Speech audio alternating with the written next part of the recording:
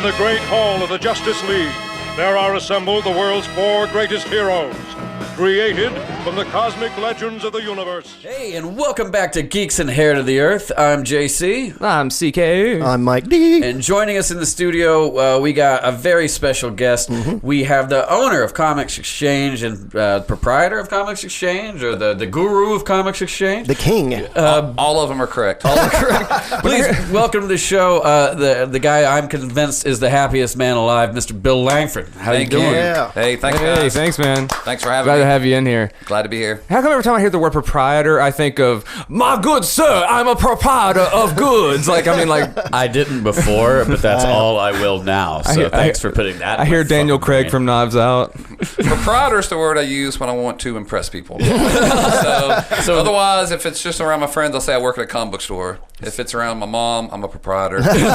Small business owner. So if the TV cameras are on, I'm a proprietor. Correct. Now it's cool to own a comic book store. Well, I'm not going to go that far. It's definitely different than it was 20 years ago when I started. It was, back then you didn't have the movies and the TV shows. Right. So the whole environment was different. The landscape was different. You had some video games, a couple cool rock songs, and then I guess Blade hit in the 90s, and that changed everything for us. It really did. Oh, man. That's something that doesn't get the fucking credit it deserves. That's true. Blade doesn't get talked about. Not in that way. No, I remember when Black Panther came out and everybody was talking about, the first African-American superhero film. And I was like, well, wait a minute.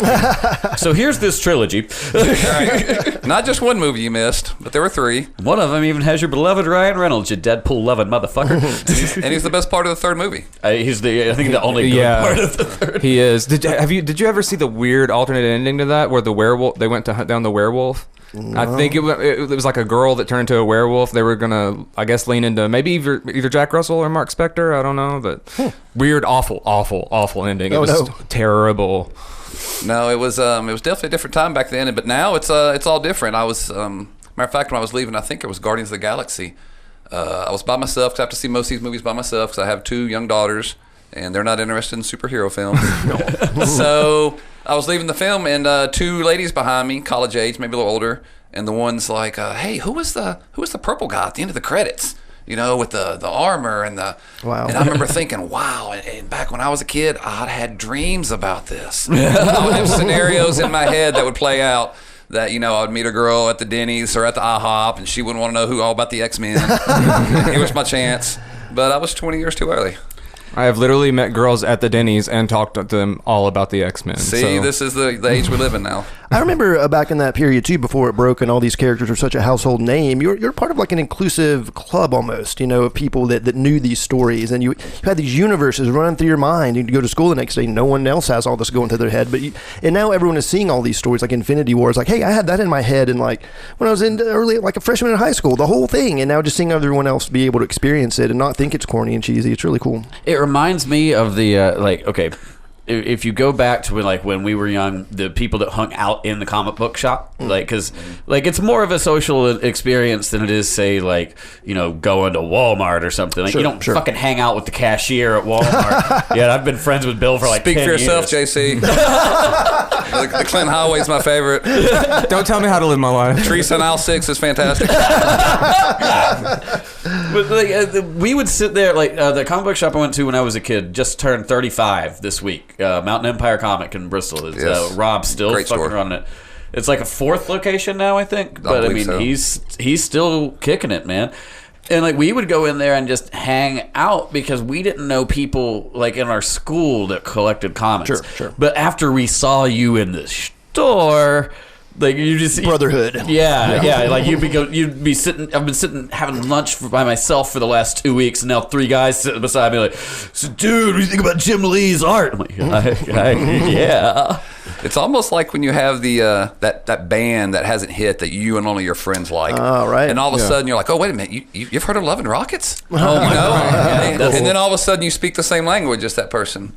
So with comics, it was like that a lot growing up. You'd have the kid on the bus that you would ride to school with, and he knew who the Fantastic Four was, or at least 3 out of 4, and that was enough. And then you get to school, and you'd be like, hey, Tom, you gonna read the Fantastic Four?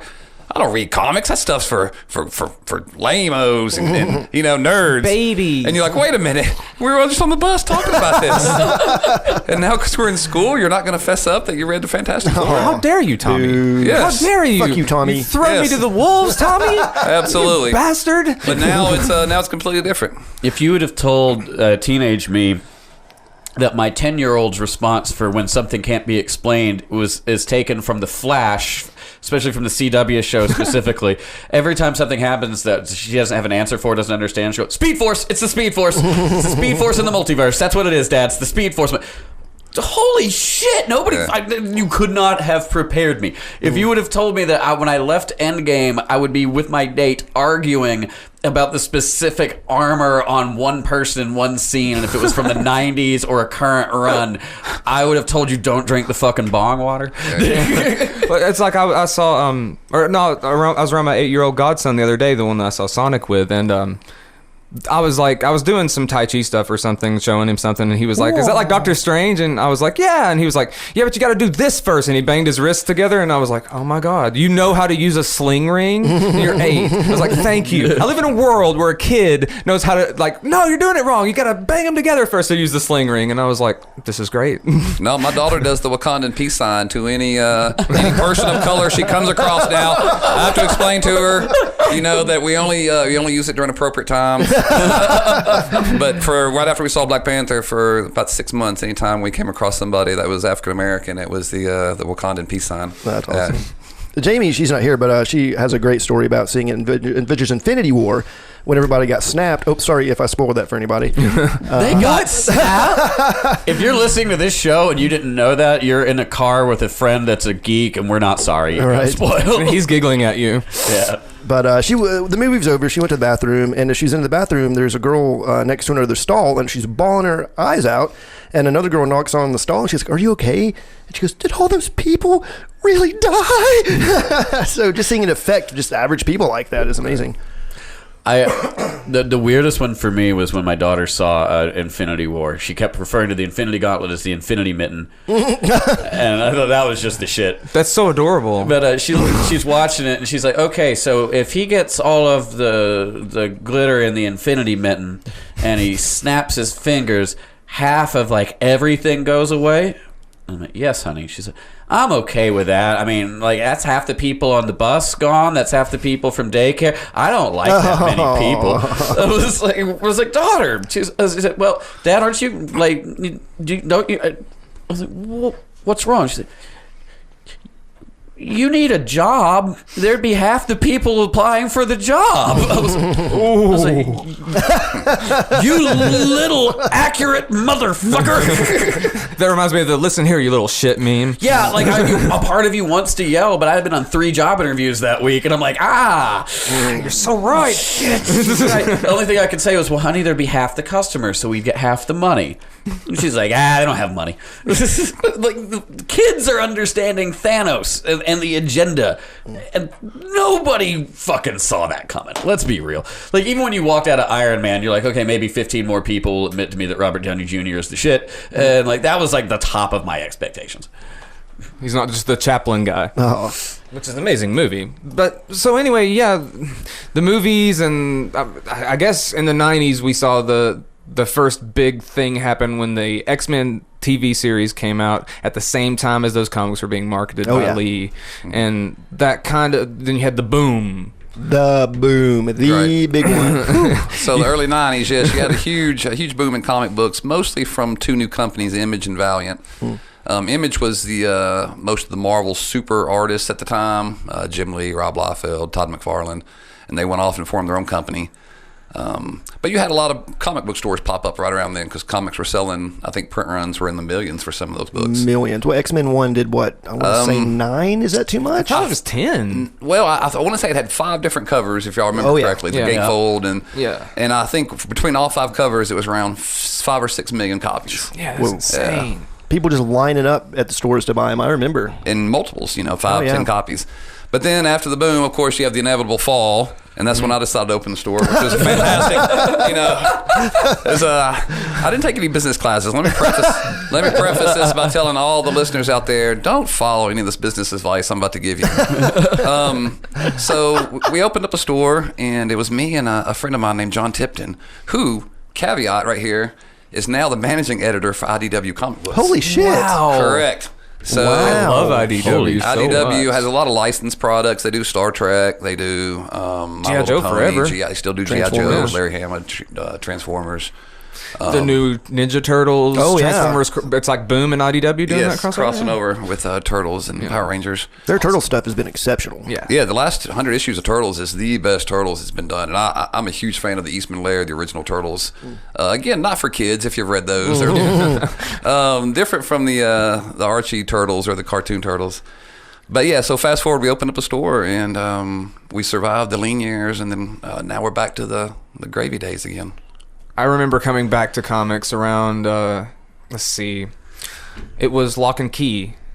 I just read, somebody had given me, at that point I was caught up to Obsidian Age, which was DC's at the time, which they decanonized, I do believe.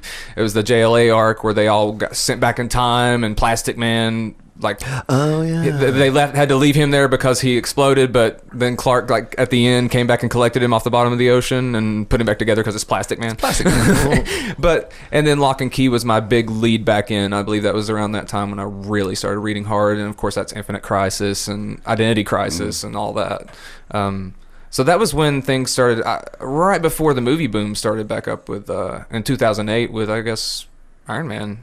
But yeah, so you started up around that time? So we started around 99. 99? Yeah. Yeah. But Obsidian Age, I think, was 99. Maybe. But it was it didn't take off right at the beginning. It was slow for about the first year, but back then you didn't have Facebook or any form of advertising. So our advertising was a few flyers posted around the campus, University of Tennessee campus. But now it's a completely different world with Facebook, and you can advertise before you even open your store.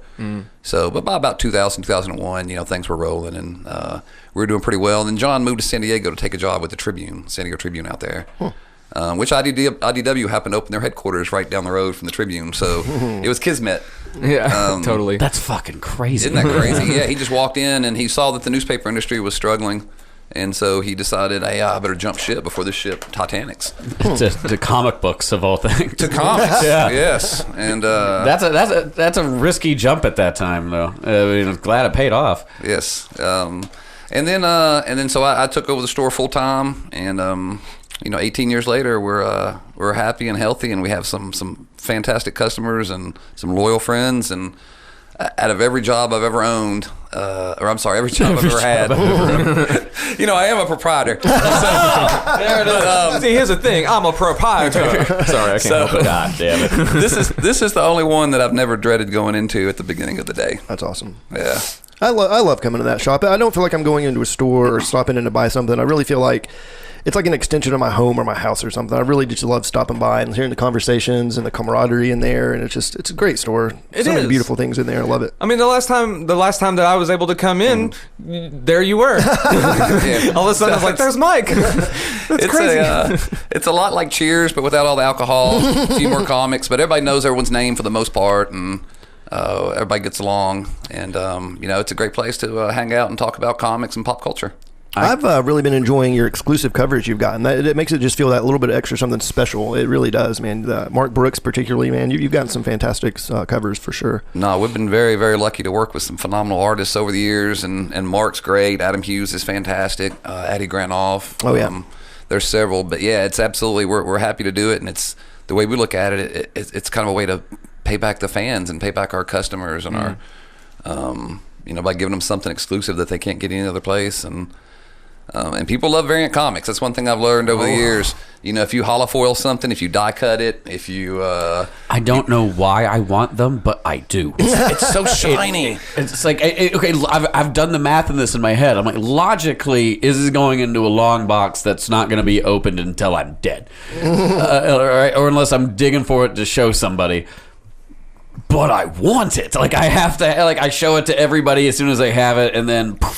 it's into the insane. ether. It's gone. It's insane. And it's like crack, man. It's like I must have it. Well, do you remember the other day that I was sending you guys the stuff about Wolverine 1? I was like, I need to get Wolverine variants. I was like, yeah. And then you were like, ha, and I was like, what?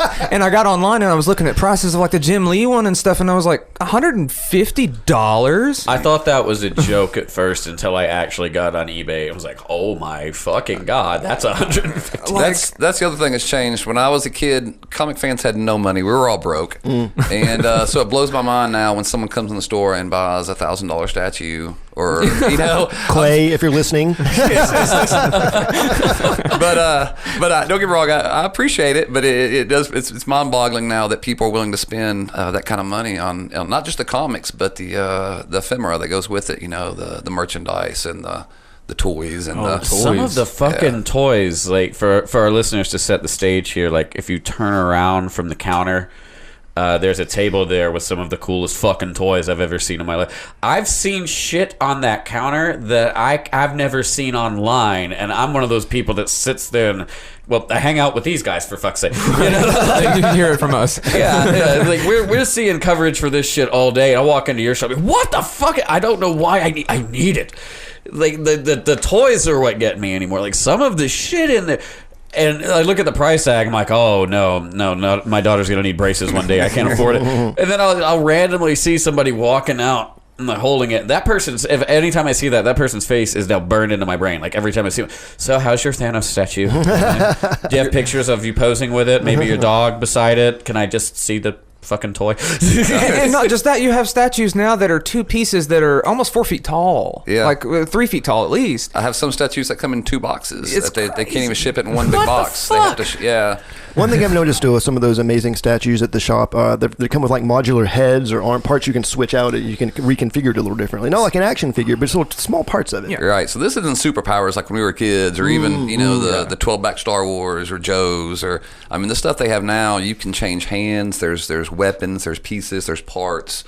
If you don't like Psylocke's face, you can just change the head, and it comes with 2 different heads. Or if you don't like this Wolverine with a mask, there's an unmasked Wolverine head that you can. Well, it's like the Hot Toys stuff. Some of that stuff is just like, this is a $300 action figure. And Mezco. But it looks like Bucky Barnes. Yes. And he has a rusted arm and a regular arm and a coat and cloth clothing. This shows how spoiled we've become, though, because even with all of these options, there's still some motherfucker going, I'm going to wait for the next print. I just want a slightly different colored armor. I want the Civil War one. I have 2 or 3 customers who they'll get a piece and they'll be, I love it. I'm 98% happy with it. I just don't like Rogue's eyebrows. And they'll go in and they'll take some touch-up paint and they'll touch up the eyebrows, or better yet, they'll send it off to someone who they'll pay them to do that for them. God. Mike is grinning because he's one of those people that I fix things too. And so I get it. You have a certain vision in your mind of how you want Wolverine to look like, and if this is 95% of it and it's only 5% off, and you can change that 5% to get it 100%, I get it. I understand. I think it's cool, but there is this part of me that laughs because all I can think of is the beginning of the 40-year-old virgin where he's sitting there detailing the figure going, I'm going to make your pants blue. That's me with Warhammer. Really? That's me going, I'm going to make these Space Marines purple. Yeah. No, it's a great hobby, and then the people that I'm envious of the people who are talented enough to do that. I'm not artistic in the least, so mine, I destroy my figures. Well, at least I used to. But now I have a lot cooler ones because I'm making up for deprived childhood. I think we're all in that boat a little bit. Speaking of childhood, long before you opened the doors of the Comics Exchange, when you were a wee lad coming up, what were you into? What was your favorite stuff? So as a kid, it was comic books and baseball cards were my 2 things, and I had some Hot Wheels and a few toys, but my toys were always the knockoff toys. So, for instance, Mike probably had the Transformers. I had GoBots. JC probably had G.I. Joes. I had Army Pete's. So I would get the slightly modded knockoffs that my mom could afford. Mega Blocks. I think I may have had some Mega Blocks. Were those the knockoff Legos? Yeah. I totally had a Mega And Bloks I'm pretty in my sure I house. had some knockoff Lincoln Logs too. Just logs. Sticks.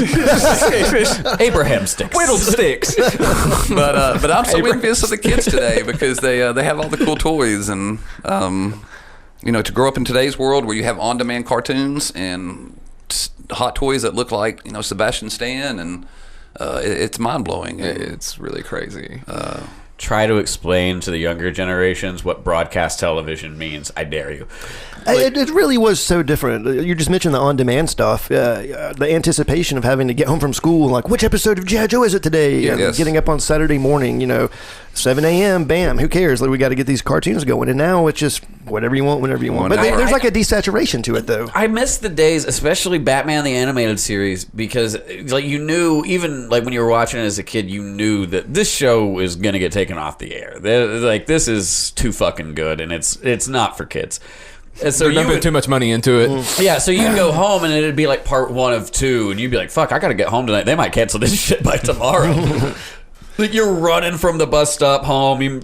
Oh, fuck, I missed the opening credits. Is this part 2? Like, Back then, if you missed an episode, you just thought you were out of luck. yeah, you were shit out of luck. If you missed Knight Rider or if you missed an episode of Transformers, you're like, well, sorry, I've never seen that episode in my life. Because you didn't have the crystal ball to understand there's going to be DVDs and there's going to be streaming services. Right. And so there was a lot more of a demand for you to get home and make sure that you were in front of your television Friday nights at 7 o'clock if you were going to watch 18. Otherwise, you had to wait till summer and hope that the TV guide would tell you when it was going to replay at like 3 in the morning on channel 26, you know, and so you could find that. Well, for comic books, it was similar if you didn't have an area with a shop. Like, I know I've talked to you before about, like, having to go places to find like newsstands and everything to get issues. For me, it was grocery stores and drugstores before we discovered the little comic shop in our area. Because again, in those days, no promotion, no ability. We were driving downtown, and Mom was like, "Oh fuck, that's a comic book shop. Now we know where to go to get those." Yep. But like, okay, take. The early shit. Take like the 89 to 90 Spider-Man runs. How all of the runs were like 5 to 6 issues. You'd be like, okay, I got part 1, and then you have to go to another grocery store. Like, that's part 4, and like the idea of like a trade or a shop with back issues was fucking foreign concept. Yeah. No, and now it's like, there's a trade of everything. When I was a kid, if I was missing part 3 of Crisis on Infinite Earths, I had to find a friend of mine that had part 3, and I had to trade with him, and I'd have to trade like a baseball mitt, or because I didn't have money, so my stuff was my currency. The stuff I owned was my currency. Barter. So, bartering, the barter system. Yeah. But yeah, you're absolutely right, and you had no idea. Like, sometimes it would take you a year to find an issue of a comic you were missing.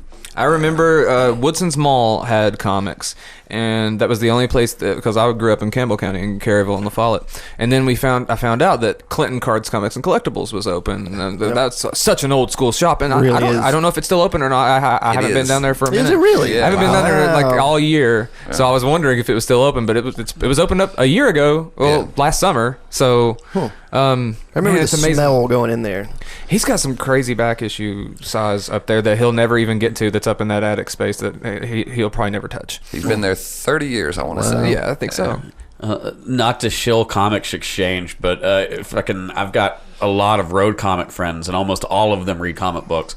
But when you're traveling, you miss a lot of issues. Sure. And I know people that have Comics Exchange saved in their GPS list in their iPhones, and will stop by your back issues. Like, okay, if Comics Exchange has it, I'm fucking sure. Cool. But his are sorted and they're proper. That place I'm talking about, Clinton, God bless you, man. You're fantastic. But like, sometimes it's hard to find stuff, and you might not ever find it in there, or it's upstairs, and he's not going to get it. No. But at your store, everything is like where I need to find it at. So I have a few people that help me, so I don't want to take all the credit because it's one of the things I'm really not good at is putting away the back issues and filing away stuff alphabetically. The alphabet gets kind of tricky right around L and M. Obviously it gets to the PRQ, but no. Some stores, you go in and you dig, and I don't mind digging in stores. Oh, it's fun. But you're right. Most people come in, they want to go right to what they're looking for. They want it to be alphabetized.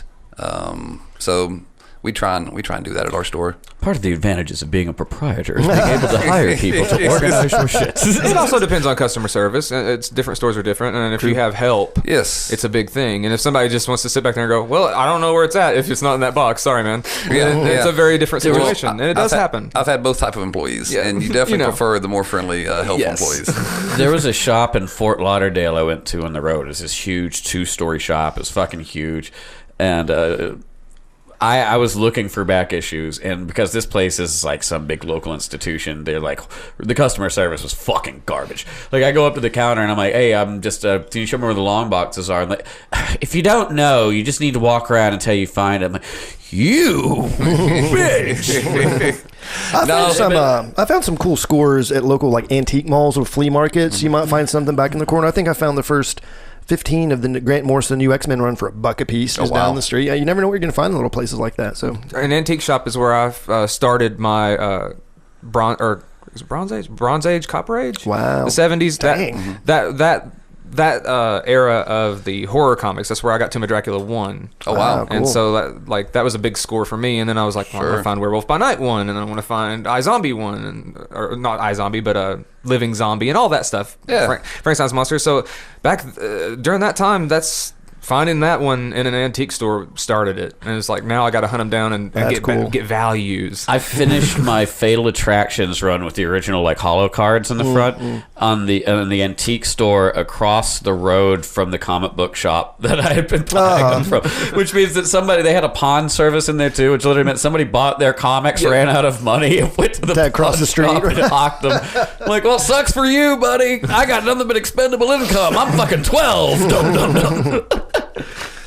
So one cool thing that we're all of a reasonably similar age, and one thing that was cool to me that was happening around us at the time that we probably weren't even aware of coming up in Super Friends and cartoons in the 80s was comic books around us were completely transforming into an adult medium. Right around there, Dark Knight Returns, Watchmen, even the fallout of some of those 70s Marvel comics. We're kids and we're coming up, but we don't know around us. Comics are growing up. So by the time we get into it, that transformation's already taken place, or is taking place with stuff like Kraven's Last Hunt. Stuff like that. Even the deaths in Crisis on Infinite Earths, as you were mentioning, good point. It really hammered it home, because before then it was Gwen.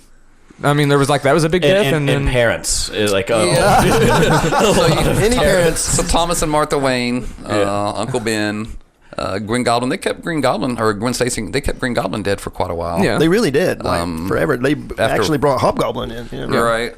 But yeah, so it kind of changed, and my buddy Mark had a good saying when he used to say that I grew up with comics and comics grew up with me. Oh, that's cool. In the sense that, yes, he would grow up, the comics were getting progressively more mature and more adult, and the storylines were getting more complex, and then you start hitting Frank Miller on Batman Year One, example. Dark Knight Returns, Swamp Thing. You start getting Alan Moore Swamp Thing, Grant Morrison on Doom Patrol, and Animal Man. Oh man, those are so good. I want to reread them. Oh, all this stuff is fantastic, and I highly recommend. We have most of these in graphic novel at the store, but I highly recommend all these. But yeah, absolutely. And so now, comics. When I was a kid, and probably y'all remember this too, it was unusual for comic to be continued. Same way with the TV show. Oh yeah. And so now you have serialized TV shows. Back then, Days of Future Past was 2 issues. That's true. Death of Goblin, Death of Stacy was 2 issues. Demon in a Bottle, 2 issues. And so they would tell these stories, but now that everything is graphic novel and it's 6 issues, so the storylines are longer. They can get into more complex storytelling, more detailed storytelling. I forgot Days of Future Past was 2 issues. It seems like it's so much more. It seems so dense. It does. And when you hear people fucking quote and talk about those, this is one of the things that got me is Iron Man 2 when it came out. They're like, all right, we're gonna put the Demon in a Bottle storyline. I'm like, I've never read that. So I go to your shop, actually, and I was like, okay, I'm looking for Demon in a Bottle, and it's meh. And I was like, what the fuck? No, where's the rest of it? This is like part 1, right? Like, nope. And like, I bought it, I take it home, I read it, I'm like, okay, so wait a minute. They're going to make a 2-hour movie out of not even 60 pages with ads, and when you hear, like, you can tell who has these issues and who read them and who hasn't and just wants to be a jerk on the internet. But like, oh well, Days of Future Past, when I saw Days of Future Past the movie, it was nothing like the books. I'm like, which of the 60 pages are you fucking talking about? I think the longest things that you had even back then that you have now would have to be the stuff that was cross universe or across the whole universe, like things like Crisis, things like Secret Wars, and Secret Wars wasn't as long as Crisis, I don't think. Secret Wars was what, 4 issues? No, they were both 12. Were they both 12? Okay, 12? Yeah, okay. Maybe I just only owned 4. But yeah, then you had like Watchmen, V for Vendetta, and stuff like that was coming out from places like Vertigo and all that. That was, well, it wasn't Vertigo when it was Watchmen, but retroactively, long form storytelling. Yeah, long form storytelling. And if you didn't have, when you had those bigger issues, it was the the crossovers. And now you have these huge crossover events where it's literally the entire, like, to collect Civil War. Or to collect Secret Wars 2. Secret Wars 2 is a good example. If you want to read everything from Secret Wars 2, you're getting a lot of books. So I think Civil War, if I remember correctly, it was 7 issues total. If you built the entire reading order of Civil War, which is Civil War plus all the extra issues, all the one-shots, the miniseries, Frontline, it was about a short box worth of comic books. So from a 7-issue miniseries, you're talking about 150, 140, 150 comics to read the entire story. And that's when you realize that, you know, they were definitely going for longer forms of storytelling, and now you have some writers like Jonathan Hickman and Brian Michael Bendis, who they've perfected that art form of the long form storytelling. What was crazy for me was there's 2 instances, this Secret Wars 2 and Flashpoint, where I literally, like, I remember going into Comics Exchange, like, well, here's the list. And like I tried with Flashpoint, I tried to get them all. I ended up having to drop a few of the titles because I'm like, I can't fucking afford it. When Secret Wars happened, I remember that I saved up for fucking 2 months when I found out that order was going to be, and it fills past a long box if you get everything from that. I think this most recent Secret Wars series has much better crossover material than a lot of others do, though. There was so much good stuff that came in with that Secret Wars that I was motivated to buy most of it myself, and usually I don't. But I've got so much of that stuff because so much of it was so good. Thor's especially. And if you read Thor's and then you read the other issues, Thor's being in the background in random fucking places now makes total goddamn sense. Like I even had the map on the wall in my living room for a while. So when I was reading them, I was looking at the region of this Battle World. One is like, Battle World was one of them, especially. Yeah, like, I'm such a fucking dick about it. Is this zone right where it's supposed to be? And if you look at it, fucking is. Like, who runs that one? Oh, it's Sinister. Okay, I got it. And that was the thing, is that they built out. They did the smartest thing I think they've ever done marketing wise, because I bought them all. All of them, and it was over a long box. Yeah, I'm pretty sure it was over a long box. And each story was like an Elseworlds. Each story was like a what if. It was like a what if miniseries, because you had Thor's was procedural. It's a cop story. You have that crazy Conan Captain America and Hulk story. Right. Like, you know, the Maestro Hulk. The fucking Old Man Logan story done like a fucking art house comic. And if you take the map... Andrea Sorrentino's art? Yeah, awesome. If you draw the line from where he starts and where he ends, it's still, like, regionally in that book, it matches to the fucking map. It's crazy, man. It's crazy what they did with that. And it's smart. But I mean, you know, they, like you said earlier, they've been doing these movies. And that's when the boom started back up with X-Men, I guess, and Spider-Man came out, and then everybody's like, oh, I want comics again. And everybody started coming back to shops. Shops started popping up, like yours. And then the MCU hit. How long into the MCU did it take before the kick really happened? Well, I'd say probably when Disney bought Marvel. So I don't know if you remember, the first Iron Man movie wasn't Disney. No. I think Iron Man and Hulk. Correct. And so... once I think Disney bought them, and I think Disney, I can't remember if this is right. Was Nick Fury at the end of the first Iron Man? Yes. Okay. A little teaser. So whoever's idea it was to use him as a linchpin, Kevin Feige's, to basically connect all this, Marvel tissue together. It was a genius idea, because basically what you did was you locked a lot of people into being. So in poker, you talk about being pot committed. They were pot committed to seeing these movies, because so once you've already seen 3 movies, that's 9 hours of your life, and now here comes the 4th movie, and you're like, well, I've already invested 9 hours. I want to see the next installment. And so by the time Endgame came out, and they had Infinity War, people were already 12 movies in. So who's not going to go see the 13th installment? You've already seen 12 installments. Well, I mean, and the thing was that. You're right. It did boom right when Disney did that, because I believe the first Disney film was Avengers. It was either Avengers or Captain America. But the point is, by that point, people started going, oh, this is really connected. They're not just doing little Easter eggs. And then they're like, we're going to do an Avengers movie. And they're like, they're going to put all the movies together? Okay, I'm down. And then they were like, oh, this is just like comics. I can read comics again. And I'm not confused by... Because, man, before this, it was Universal Monsters that had crossovers in movies. Like basically, Yeah, there wasn't a lot. AVP once, and that was bad. Let's not. Still a comic book. No, we're not treading down that. That's a comic book to me. I started buying issues again after taking a long break off when I found out about Jeff Johns getting a hold of Green Lantern, and I started going to your store, and then I got fully back into it. And this is the boom had not hit yet. I think we were at Iron Man 2. Like it was right between Iron Man 1 and 2 when all this shit's happening. Iron Man 2 needs more credit, by the way. People shit on that movie. It's fine movie. It's pretty decent. Fine movie, and I like Iron Man 3 too. At the time, Iron Man 2 pissed you off because we weren't used to the idea of franchise building. But if you go back and watch it, it fits into the universe fucking fine. Yeah, It does. I mean, there's maybe one or two things that people complain about. You know, the in-fight scene with him and Rhodey and Whiplash Crimson Dynamo is awfully short. Yeah, it's a little anticlimactic. Very Yeah, anticlimactic. The drone scene was much longer. But man, I'll tell you what, every single time he gets to that Formula One race car scene, and I don't care what I'm doing, I'll sit in front of that television and watch him suitcase up on that armor. it's a very good action sequence. I love that scene in that movie. And there's several scenes in Iron Man 2 that are phenomenal. And Sam Rockwell's just That's overall exactly what I was about to creepiness. say. Please Oh, yeah. bring Justin Great Hammer character. back. Great Yeah. Hammer. Why are you not using Justin Hammer in these movies? Like, I know Rockwell's down. God, he's great. There's like 1,000 Disney Plus shows about to happen. Trust me, they're gonna find him a job. Well, they mentioned him in Luke Cage. They said this armor came from Hammer Industries, and that was Right. it. But I really expected him to show up in that too. I know what you're talking about. I will say this: like after the Avengers came out, like opening night of the Avengers, me and Mike went to the midnight showing. Right? It really felt special. Like it felt the closest thing. Like I mentioned, Like a this in Star our- Wars, right? That's exactly what I was about to say. Culturally speaking, and the feeling of specialness for it, it was the closest thing I remember from Star Wars for sure. I remember going to the shop in the weeks after the Avengers coming out, and I knew these people in my day-to-day life. I've never heard them mention comic books, and they're sitting there going from fucking aisle to fucking aisle.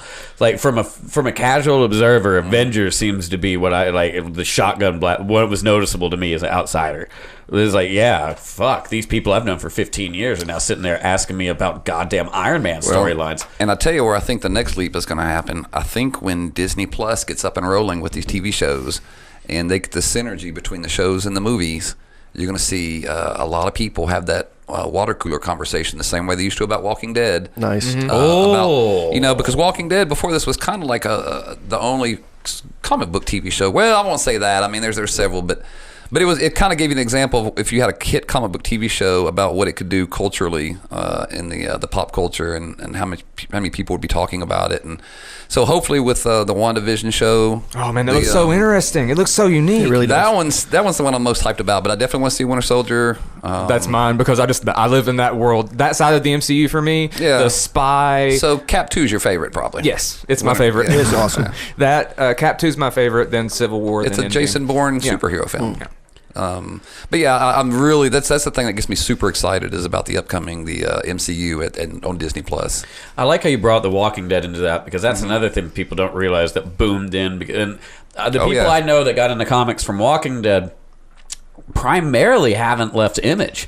Like they've just been picking up other fucking Image titles. And Image, nothing for nothing, is if you look at right in that window of time when Walking Dead was at its apex, Image is fucking killing it. In every fucking level. And They then- still are. Oh yeah, Saga. Some of the best stuff is Image, but just because they're the only company that offers, well, not the only company, but they're the largest company that offers creator-owned rights. So, for instance, if you have an awesome idea for a comic book story, you can go to Marvel and DC, and they'll turn it into a Gambit story, or they'll turn it into a Dr. Fate story, but then you don't own any of it. Or you can take that awesome idea and you can go create your own comic at Image or at Boom or at Aftershock or at IDW. Talk to my man John Tipton. he goes by fairness. He goes by Denton now, so I should say Denton Tipton. But yeah. So the best stuff, or at least in my mind, some of the most creative stuff that's being published today is in the third party companies. 100%. Black Science for me is just that's going to be in my top 10 of all time just for crazy fucking storytelling And fantastic art. Well, Oh god, the art's amazing. Amazing. Lock and Key is my favorite comic of all time. Lock and Key. Have you had a chance to watch any of the Netflix? Yes, it's fantastic. How close is it to the comic book? It is. different in the way that they kept it TV-14. Because I heard they goosebumped it a little bit. Yeah, but it's not silly. It's just toned down. But there's still children that die in that show, and there is still these guys haven't watched it yet and probably haven't read the books. They haven't read the books because I've been pushing it on them forever. Oh, but like great. They do the stuff with Lucas and Dodge the same way. Okay. And there's still all that in it, so it's really good. I like it. It should be I like noted. the show better than Stranger Things. He can't Quick stop. question. What's your favorite key? My favorite key, the head key. Everybody loves the head key. That's probably my favorite too. But That or the ghost key. Just I like the idea of just being a ghost, but you can't leave the grounds. Oh, these guys are gonna go crazy with Well, it. I finally finished The Watcher and finally finished his Dark Materials, so that's the next one that's up on the docket. Well, I'll probably watch it tonight, actually. I'm watching it tonight, but it should be noticed. It should be noted. Every single fucking time CK mentions Lock and Key, a lot of children die. A lot of children die. A lot of children die. A lot of children Dude, die. it's like the theme of the show. The first season carries through.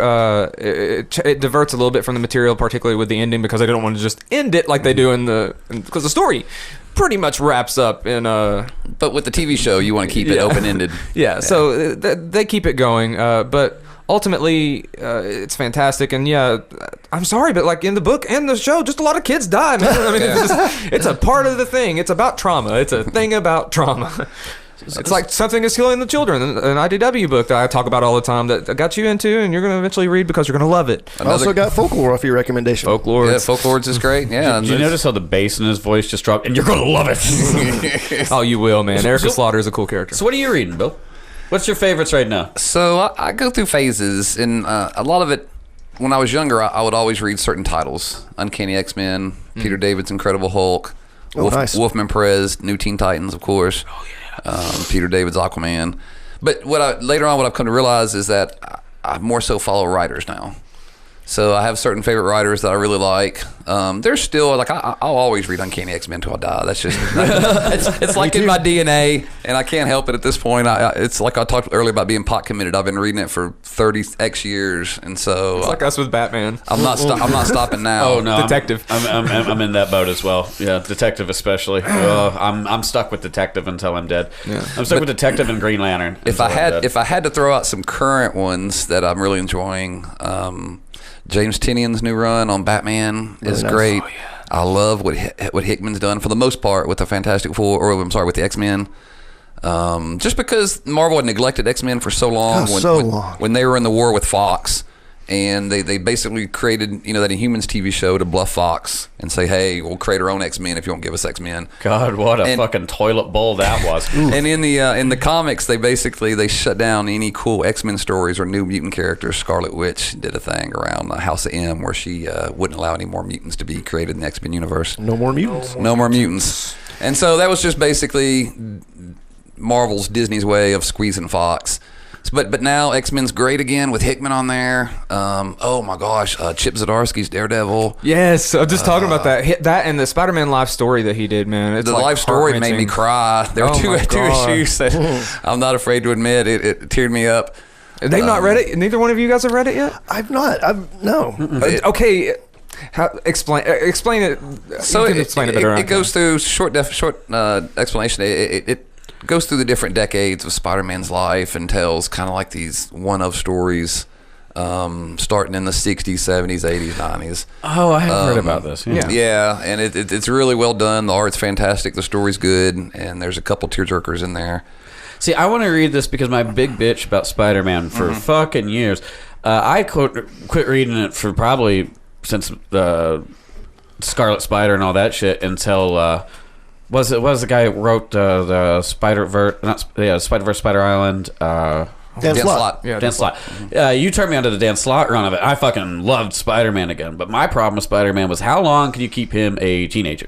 Or how long can you keep him at 20 question marks? Well, they move him around all the time. I know. Like I liked the McFarlane run because he wasn't a fucking teenager. Yeah. That's what got me back into comics at that time was that McFarlane run of Spider-Man. I remember it to this day. It just felt so fresh. And they still do the webs like he drew them, too. Yeah, they do. You're right. Yeah. All the little spirals wound up. Spaghetti webs, yeah. I was telling them the other day, though, after I read Life Story and after I'd read Daredevil, I said Chip Zdarsky is the next great writer that you're going to hear. Like people say, like Bendis, and people say like Grant Morrison. When they talk about it with Reverence Hickman, he's doing things, and then that Fantastic Four X-Men. That was awesome. Yeah. I really enjoyed that issue. Have you read that one? It was the first issue that just came out. No, I haven't. Sometimes with the miniseries like those, I'll wait until they're all done and read them in one sitting. I was legitimately surprised how much I enjoyed that. really It was good. great. Well, I know we sold out at the store, and that's usually a pretty good sign for a book going forward. If I sell all the first issues. How did the Hickman stuff, by the way? I mean, I know it hit hard, and everybody just started coming and grabbing it, and word of mouth. X-Men has exploded since then, hasn't it? So Like, I mean- absolutely, like I said, Disney really put a push behind X-Men again, which is nice. And they started same way with the Marvel Legends. There was about 3 or 4 years where none of the Marvel Legends had any X characters. It would drive me crazy. Well, that damn 'Cause- broke recently. Whew. It did. It absolutely did. And they My wallet. And yes, but now I have a classic Rogue and a classic Gambit and figures that I've been wanting for a long time. I want that classic Gambit so fucking bad. It's he's awesome, gorgeous. yeah. You can find him at Walmart sometimes if you're just randomly walking by. It's like, oh, there's Gambit. Yeah. Oh, The scalpers haven't got to it yet. that toy's on my list though. Of I only see when I have no money. I have so many of those. There's a few of them that I'm like, I'm just gonna start stealing. You have to shit. pull the move where you hide it in the linen section. Exactly. You go to the pillows and you hide it. Yeah. And I had a friend of mine when they shut down the Toys R Us out at West Town Mall, and he'd worked out there for 13 years. It's a sad day. It was a sad day. broke my heart. And I still get sad when I see a giraffe. And he said that when they shut that store down and they were moving all the fixtures, they found a dozen toys that people had hid over the years where they had forgotten it, or they hid it and they couldn't remember where they hid it, and they crept back. And, That'd be me. Here's a 1992 Night Creeper. yeah, and he was like, "Man, I guess Nightman was hot back in '94." So some of that stuff is kind of neat to go back and look at. But yeah, now that's the one thing that's changed the toy market: the scalpers. Oh, Yeah. God. Fuck you. So If I you're a don't know, scalper, how do y'all fuck you. How do y'all I feel hate about you. scalpers? I hate them with a Fucking- bleeding passion. Okay. See, I just got back into the toy part of this stuff, and I didn't know that the toy scalpers were a thing until like a couple of Huge. weeks ago. That would just clear shit out. And my jaw dropped. And you know what it reminded me of? Is I got reminded toy scalpers have always been a thing, just not to this degree. It reminded me when Phantom Menace came out. and you were yep, sitting there waiting on midnight at Flippers. fucking Walmart. And then you were going like, oh, cool, I can finally go get some of these new toys. Like, I know we went and we wanted the fucking the droid, the roller one. I can't think of its name. But, the... Droideka. That's what we were going for those, specifically for those. And there were dudes slipping fucking Walmart employees 50s to be able to open up the boxes and help them stock. Phantom Menace was when it started. That's where Really? they started. Right. That's where they started going from common to super rare on each peg. So that's when we called them flippers. They would come into Toys R Us, and when the 25th anniversary came out, which was the G.I. Joe 25th anniversary, was close after that, they would put everything on the shelves, then open the door. So that the guys would come in, get on their knees, get on those low racks, flip those pegs until they got to the back, grab that Cobra Commander V4, and run out. And now people just go in and buy pallets and whole things. But I think Target has started limiting people. Yes, As yes. far as Funkos, I know that I was only allowed to buy 2 because I was buying one for me and my friend. And when I bought it, they said you can only get 2. Man, I was like, this is getting drastic. Like just two Funkos, period, or two 2 of the same thing. Okay, I was about to say because they're fucking too far. If it's a Target if it's an exclusive anything, period. Walgreens, Target, and we're not just talking about Funkos. We're talking about Marvel Legends, Star Wars Black Series. If it's an exclusive, it should be limited to everywhere. Man, leave one for a kid. The Funko people are a different breed. Yeah. So I always talk to the toy people. I'm like, on the hierarchy of toy collectors, I ask them who are the worst, and they always tell me invariably it's the Funko, the Pop Funkos, and believe it or not, the Hot Wheel people. I believe yeah. that. I believe I've that. heard some horror stories with the Hot Wheel people. Now, every year for San Diego Comic Con, my distributor will send me 2 free passes to go to San Diego. Now, I haven't been yet because if I tell my wife that the first serious vacation we're taking in 10 years is to go to a comic book convention, I'll be divorced. So what I do is I take the two passes and I'll usually give them to my customers that are going, and I tell them, I say, listen, you don't owe me anything for the passes. The only thing I ask is here's a shopping list of some exclusives. Oh, Yeah. there you Here's go. my FedEx account number. Can you please buy these exclusives and have them FedEx back to Hell my store? yeah. Nice. And usually they'll hook me up. So one year I'm talking to the guy, and it's preview night, which is Wednesday night down there, which is when you can go. If you have a 5-day pass, they'll let you on the floor and you can do a preview thing. And he calls me from the floor and he says, listen, he goes, I'm here. I've got the cash. They're about to open the doors. And then I hear, like, it sounded like chains dropping from the doors, like metal chains. Like they had the door, and I hear the chains drop, and then he goes, the doors are opening. He goes, okay, we're running. Everybody's running.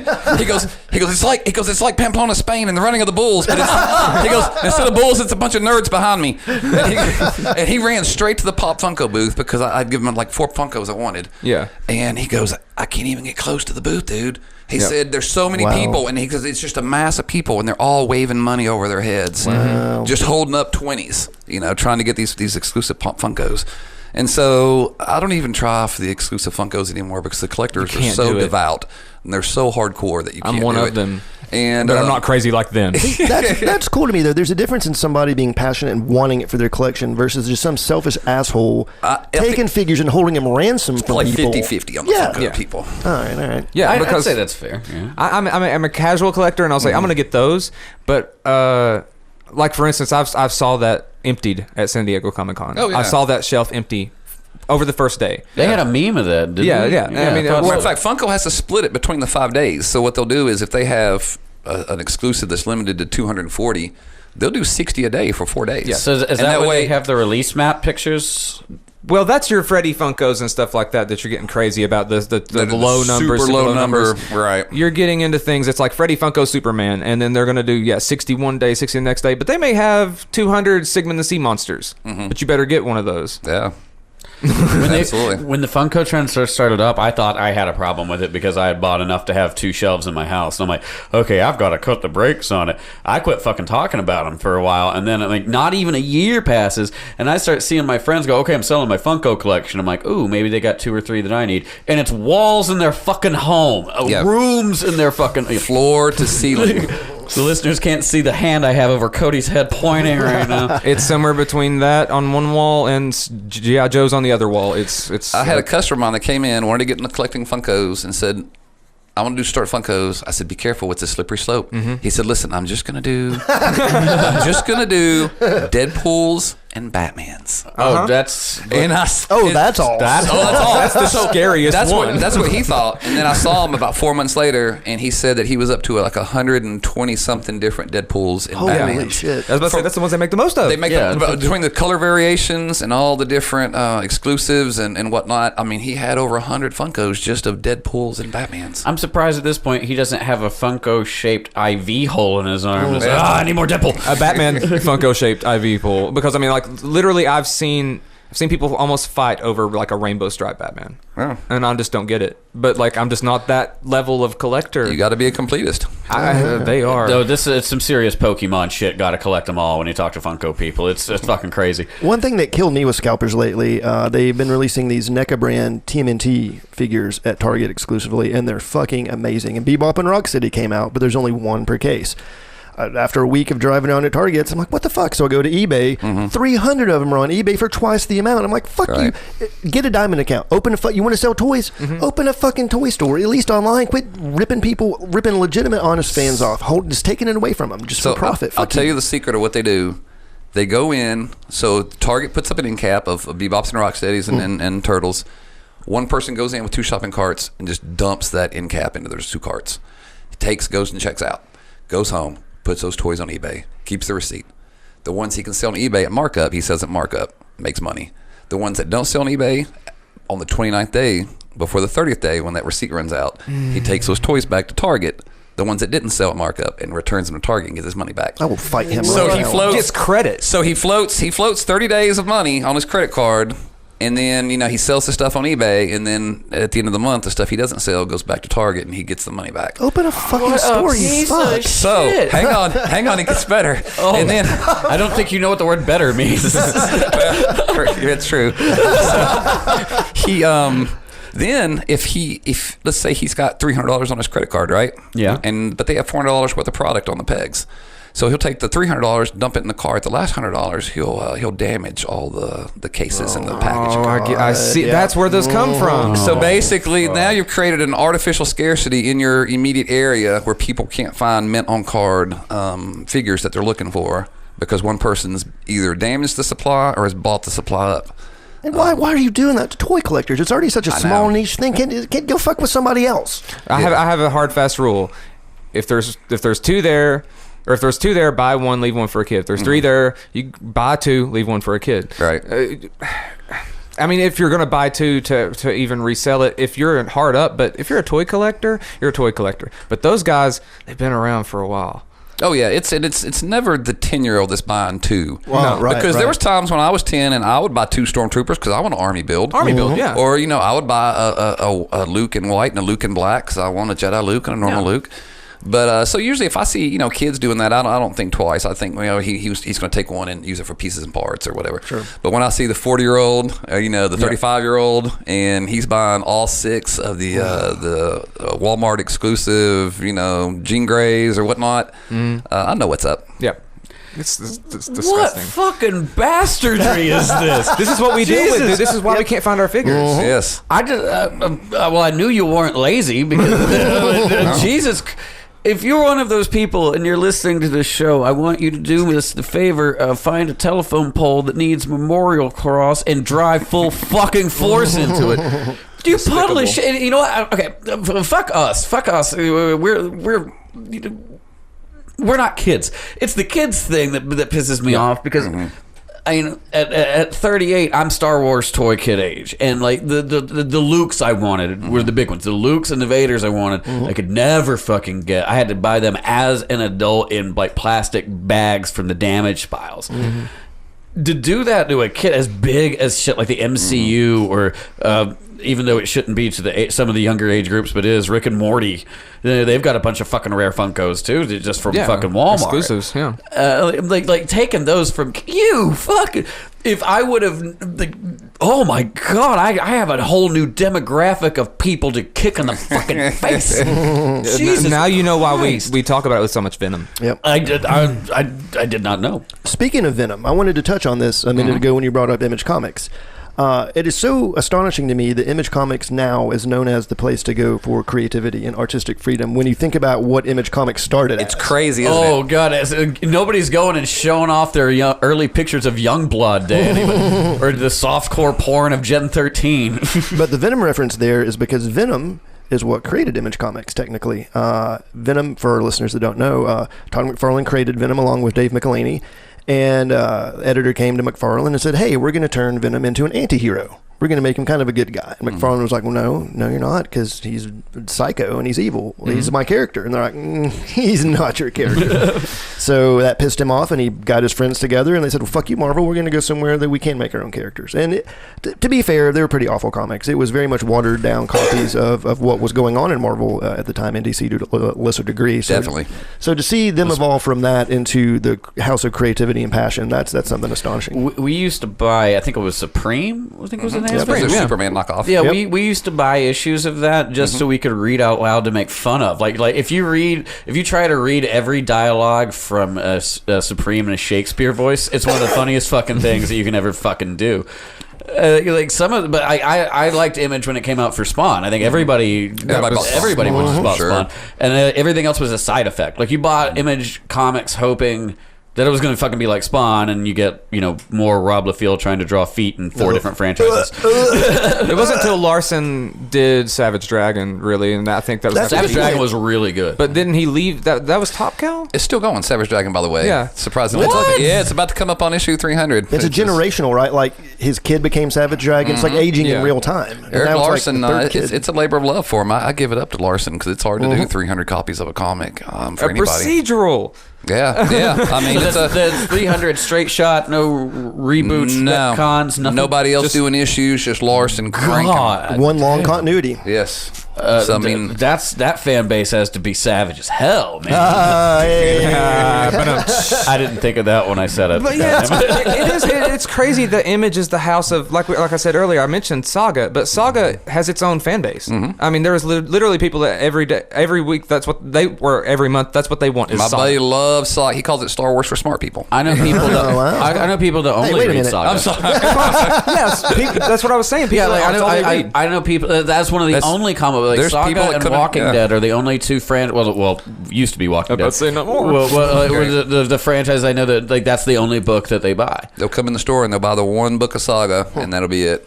That's fucking crazy. What was that like? Finding out like basically that day that The Walking Dead was ending. Oh yeah, that's right. Yeah. Yeah, so I mean, for the comic book, it was kind of a surprise because they didn't tell anybody, and it was coming up on issue 200. Yeah. So it was issue 193. So you figured, well, if you're going to end a series, why not end it on 200?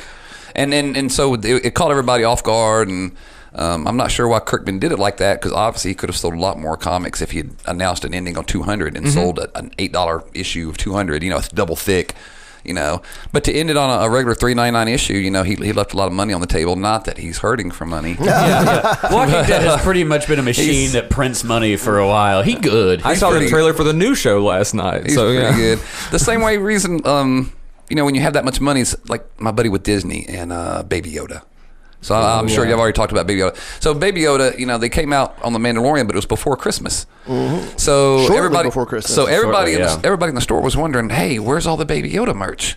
I want a stocking stuffer, put in my stocking with Baby. But Disney didn't release any merch for Baby Yoda before Christmas. The reason being because Jon Favreau went to the merchandising department and said, listen, if you guys spoil this for me, I will come back here and I'll take a flamethrower. I don't know if it's okay. I'm ad-libbing, but I'm imagining that Happy said, "Listen, I'm gonna come back here and I'm gonna take a flamethrower to this place if you guys spoil this Baby Yoda thing."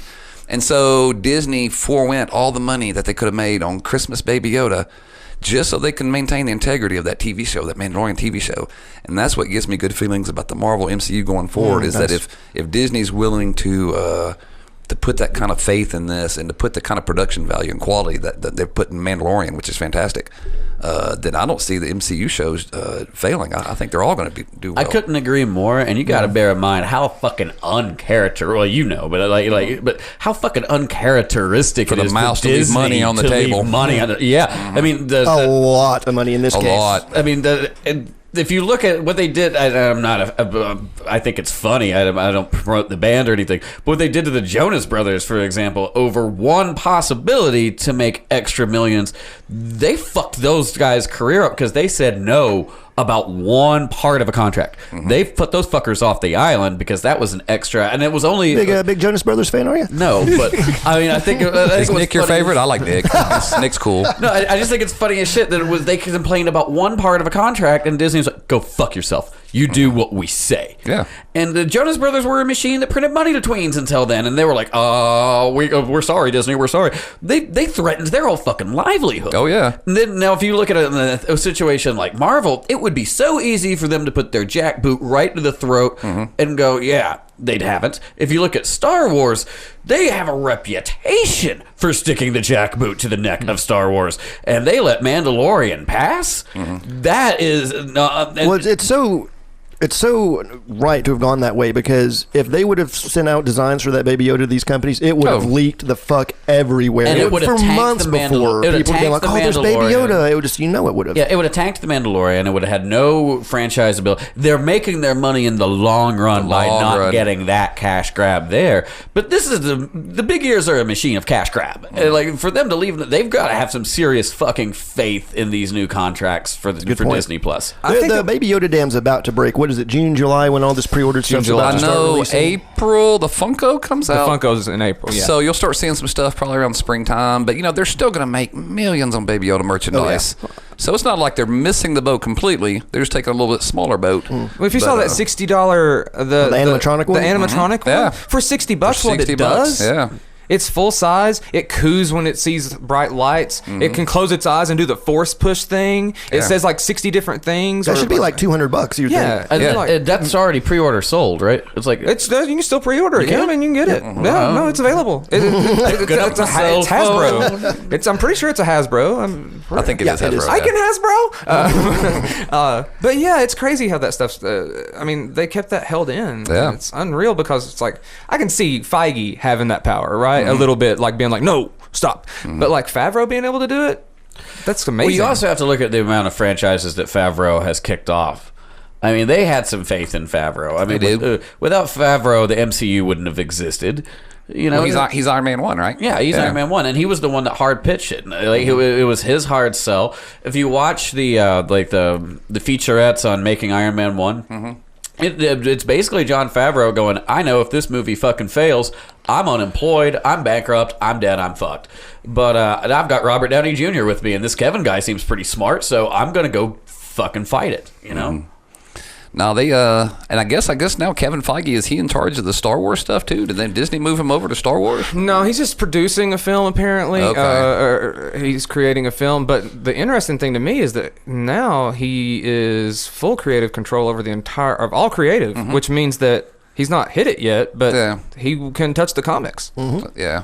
He can actually start affecting the comics. I hope and I don't he think it'll do it doesn't. in a bad way, but he has control. I hope he's doesn't. there now. Well, I will say the Marvel. This is not me just puffing my own store, but the Marvel Star Wars comics have been phenomenal. They really have. They put a lot they're of talent good. on those. So if you miss expanded universe Star Wars stuff from back in the day, Marvel's doing it in the comic books right now, and it's fantastic. And The Darth Vader volumes have been great. The Karen Gillan ones are fantastic. Darth Vader's insane. They dropped some big canon storyline stuff in those Vader comics too. Yeah, Doc Aphra is going to be a character that y'all are going to hear about for many, many years. Yeah, man, that's a character that came out of nowhere, and all of a sudden, like, I was like, I like this character, she's great. And then, like, you start seeing action figures, and I think there's an action figure coming out. There may have been a Black Series already, or there's one coming out. I've seen it. I've seen. I think it's in the next like 1 or 2 Okay, waves. I was about to say it's coming out. She's a big character, dude, and really cool. Darth Vader 25. I think it was either the first or second series. I want to say it was the first. It might have been the second. They officially canonized the fact that Palpatine spawned Anakin, that he created him. It wasn't immaculate conception. Correct, which adds a lot more to that Kylo Ren Rey kiss. Yep. When you start doing the genealogy chart, you're like, oh, wait a minute here. Hang on. Well, I mean, that's on brand for Star Wars, though. 'Cause It Luke is. and Leia. And it was still like an artificial insemination kind of force baby. So you Right. got to remember, like, he didn't just like make a baby like Palpatine style. Like, I like how you just turned the Force into a turkey baster. yeah, turkey baster of midichlorians versus do it. That didn't happen. I'll say this though, like the Darth Vader issues that I've read, not only fucking phenomenal, they fill the hole in my soul the prequels made of wanting just to fucking see Darth Vader do Vader shit. Because like outside of that one scene of Rogue One, That was an awesome scene. Oh, it was a great scene. great scene. It's a great scene. Not knocking that at all. It's the best scene in the movie. Oh, without a fucking doubt. I'll rewatch that movie so I can just get to the surprise at the end. You know, that's the orgasm after a long fuck. A lot of that movie is a lot of I've said it before and I'll say it again. I love that movie, but a lot of it is remember this. Yeah. And so I mean, like, it's member berries from hell. But like the prequels, I didn't get. It's fucking Darth Vader. That's the only fucking thing I want. I thought when they announced that I'm getting 3 fucking movies of Darth Vader doing some fucking Vader shit. No, you need to read the comics. But if you want to see Vader just bringing X-wings down out of the sky with the Force, the comic book's the way to go. Yeah, like every issue that I have read has at least 5 panels, I would say, of just ultimate Vader shit. Yeah. also some stuff he does on Rebels is pretty cool. Yeah. I mean, you get to see him, you're like, oh, he's doing cool stuff because they didn't do it in the movies. Nah, not so much. But if you also look at the amount of power that it shows him have in the books, like, yeah, he kind of let Luke win. He knew he was. Man, he knew. He That was let part. Luke That was part of the It's your plan. son. What are you gonna do? Yeah, no, he was feeling for him the whole time. I know he was. You could. I always picked up on that. I was like, by Return of the Jedi, you can tell he's already conflicted at the beginning of the movie. That's why he comes down to Endor and talks to him. I could go on all day about Luke and Vader. I can't do it. Well, do you have anything to plug, Bill? You got anything that I mean, you guys have done a great job of mentioning Comics Exchange several times, and I really appreciate it. 3711 Chapman Highway. We're open 7 days a week. Other than that, I can't really think of anything I want to plug. Just thank you guys for having me, and it's been a joy. Oh, yeah, absolutely. It's been a great time. Glad that we could have the proprietor of comics. This shit's never going away. My You next know that, business right? card, that's going to be 24 point font. Right under proprietor. I'm not even going to put my name on there. It's just going to say one word like Madonna. Listeners, if you do go patronage Comics Exchange, be sure to make sure that you call Bill the proprietor so he knows that Geeks sent you. Nice. That's your superhero name. Extra 10% off. Use the word proprietor. Except for you, Mike. Sorry. Oh, well. I'll see you this Wednesday. See you then. Speaking of shilling, I got some products to talk about. A few things that we got. Our sponsors, Otherworldly Coffee. It'll put hair on your chest and your balls. Yep. It's fantastic. It's got a lot of caffeine. Is that their actual slogan? Yeah, no, I'm not making it up. No, it's the Mothman blend is the one that I tried, and it's really strong, and I liked it a lot. Also, Joe's shirt. Pretty much, if you come up with it, they'll print it on something, business card. The other night, I think I thought of maybe they'll print something on a Triscuit, and you could have your own Triscuits, or glutinos if you're like me and can't have all that gluten. Marketing genius. They'll put stuff on pins, on magnets, whatever. They've been around for a long time in Knoxville creating stuff. And Lionsgate Films, of course. Let's not forget about that. Of course not. And coming up on Friday, March 13th, Outlander Network will be providing wrestling for the world. We've got some wrestling nerds out there. I know that a couple listen. And that's going to be on Amazon Prime and CBS affiliates, Rush Wrestling. Check it out. Well, guys, I think this has been a great episode. Bill, thank you so much for coming in. Thanks for Absolutely. coming by, Bill. For real. I loved it. Well, that's a wrap. Thanks for listening to Geeks and Hair to the Earth. Again, big thanks to Bill for jumping by. Check out our sponsors. I'm JC. I'm CK. I'm Mike D. And we are the Geeks. Bye.